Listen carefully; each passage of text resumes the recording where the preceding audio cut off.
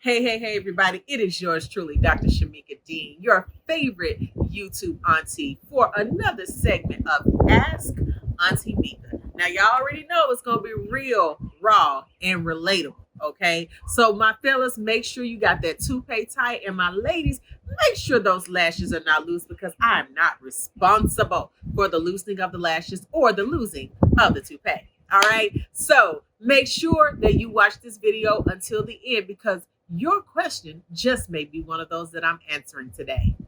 Let's get started. So this question is from Maisha Smith, and she wants to know, how did you find your calling? Well, Maisha, it found me. Okay. And I say that because so often we go looking and searching for something that has literally been calling us our entire lives.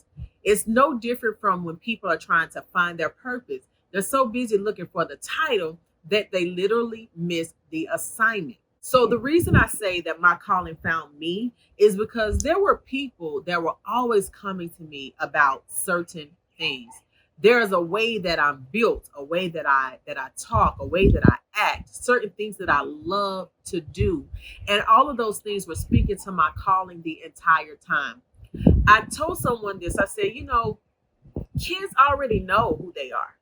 They already have an idea of who they're created to be. Their personality starts showing up even as adolescents. But it's the world that comes along and tells them who they are not. But if you start paying attention to those things that you are good at, and you start paying attention to certain things that you've gone through in life or questions that people normally ask you, then you will find that your calling has been calling you all along. So this question is from Sanisha F, and she wants to know, how did I grow my team in business? Well, first things first is I had to admit that I needed help.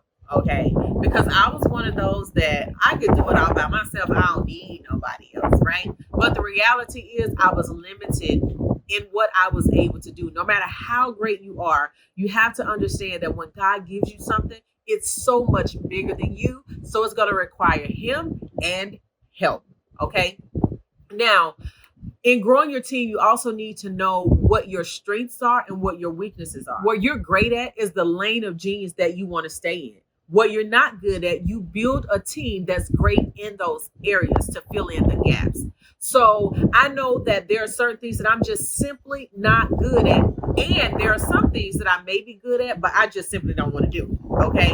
So things like scheduling, being organized, right? Responding to email inquiries and things like that. Yes, I can do it, but it was taking away so much time that I was not able to be productive in the areas that mattered the most. So I started building my team in those areas. So again, things that I'm not really great at, things that I could be good at, but I simply am wasting time doing those things when I could be doing the things that matter the most.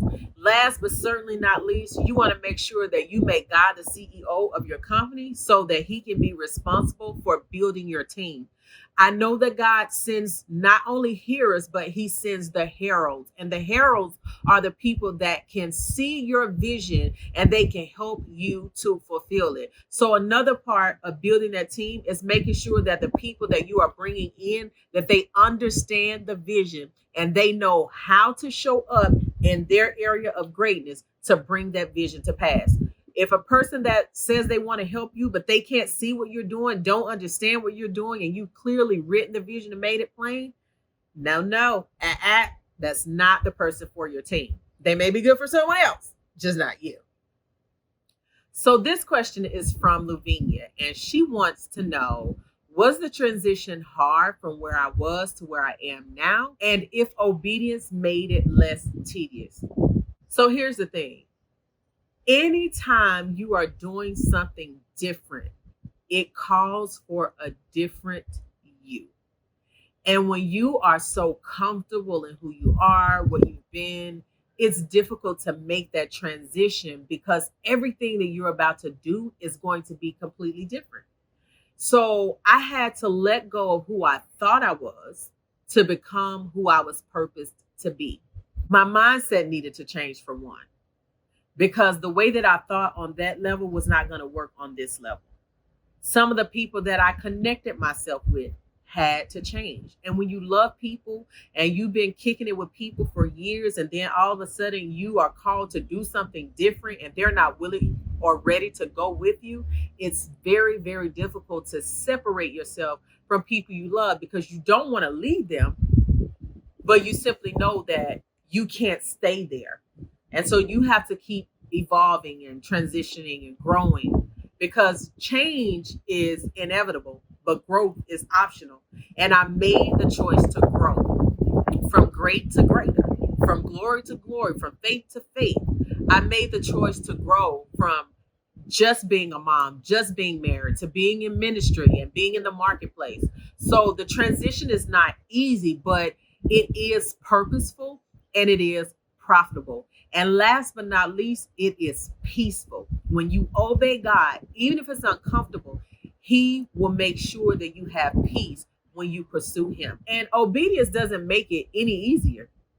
It just helps to keep you from going on paths and going down routes, coming into things that you could have avoided had you just obeyed God in the first place. Someone said one time, it's hard to obey God. No, it's really not.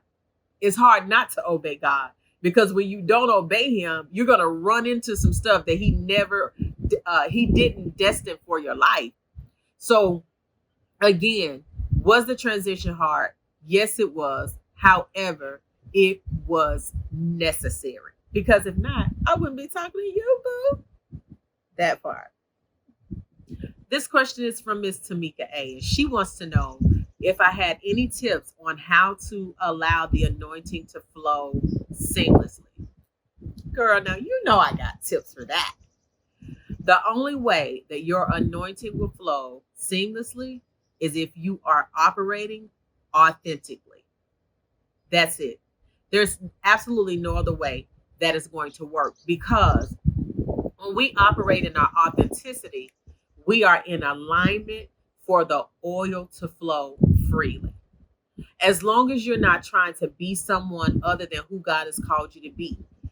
Don't try to preach like anyone else, try to teach like anyone else, don't try to prophesy like anyone else, because God has anointed the real you, not the you that you believe is acceptable or will be approved by other people. All right, y'all, that wraps up another segment of Auntie Mieka. Listen, if your question didn't get answered this time, it doesn't mean that it won't get answered. So keep posting and submitting your questions. Just remember to keep them short, simple, and straight to the point, so that I can give you that real, raw, and relatable wisdom that you need. Make sure that you subscribe to this channel. Click that little bell next to subscribe so that you can be notified every time I upload a new video or when I go live. Until next time, I love you immensely and intensely.